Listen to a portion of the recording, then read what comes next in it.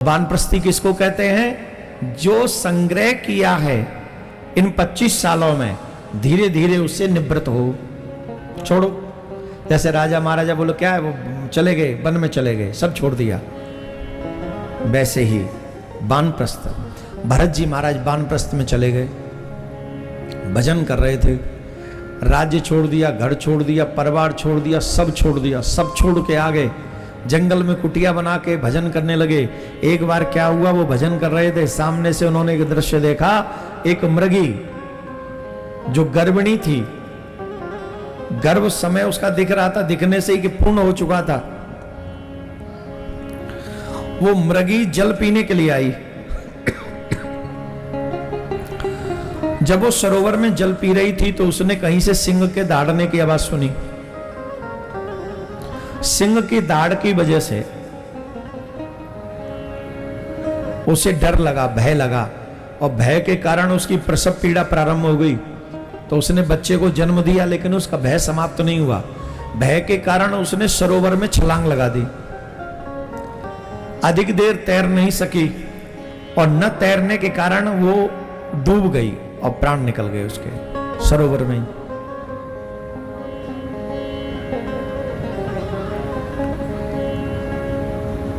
भरत जी महाराज ये दृश्य देख रहे हैं, और अब बड़े ध्यान से सुनना ये कथा।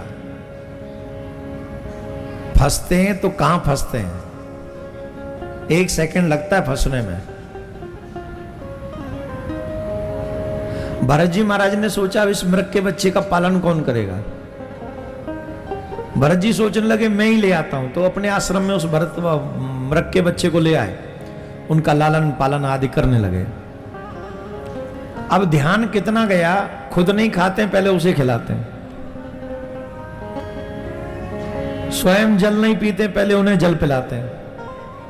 मृग के बच्चे को उठते जागते बैठते मृग मृग मृग मृग मृग मृग। वन में किस लिए आए थे? भजन करने। अब क्या कर रहे हैं? एक दिन एक घटना घटी, उसी सरोवर पे मृगों का झुंड समूह जल पीने के लिए आया। और जब मृगों का समूह वहां जल पीने के लिए आया तो मृग ने देखा कि जैसा मैं हूं वैसे तो ये हैं।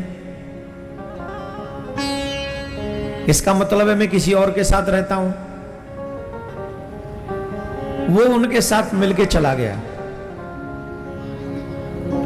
भरत जी महाराज ने देखा वन में आश्रम में मृग नहीं है, तो उन्हें इतना कष्ट हुआ, इतना कष्ट हुआ, इतना कष्ट हुआ कि मृग के वियोग में भरत जी के प्राण निकल गए। सोचिए कितना अटैचमेंट होगा। दशरथ जी महाराज ने सुना राम जी नहीं आएंगे तो प्राण निकल गए।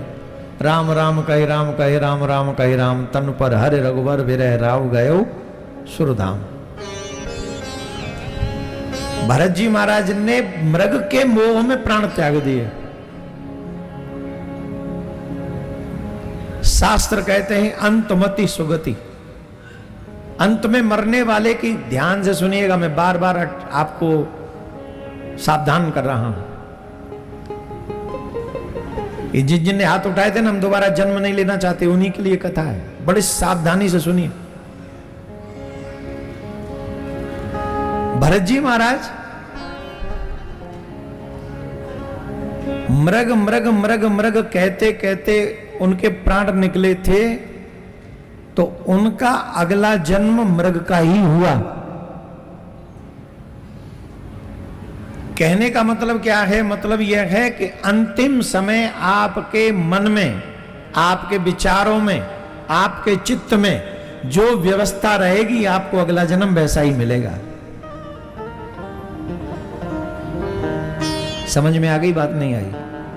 नहीं आई? मृग था अंतिम समय उनके दिमाग में, बुद्धि में, वाणी में, तो वो मृग ही बने। तुलसीदास बाबा ने बहुत अच्छी बात लिखी है, एक मृगया के मोह में भरत धरी मृग देह, तुलसी उनकी कौन गति, जो घर घर करत सने। एक मृग से मोह हुआ तो भरत जी को मृग बनना पड़ा। घर छोड़ दिया था, राज्य छोड़ दिया था, रानी छोड़ दी थी, राजकुमार छोड़ दिए थे, सेवक सेविकाएं, दास दासी, सुख ऐश्वर्य वैभव सब। भरत जी सबको छोड़ के आ गए थे। सिर्फ एक मृग के बच्चे में मन लग गया तो उन्हें मृग बनना पड़ा। तुम्हारा क्या होगा रे कालिया? सही बताओ, हमारा मन कहां है? मोबाइल में हमारा मन है, पत्नी में हमारा मन है, पति में हमारा मन है, बच्चों में हमारा मन है, घर में हमारा मन है, दुकान में हमारा मन है, गाड़ी में हमारा मन है, कपड़ों में हमारा मन है, अच्छा अच्छा खाने में हमारा मन है। पड़ोसी ने ये बोल दिया, इसमें भी मन है। पड़ोसी हमसे लड़ने आ गया था, उससे लड़ने के लिए भी हम तैयार हैं। हमारा होगा क्या? कैसे होगी मुक्ति? कैसे होगा हमारा कल्याण?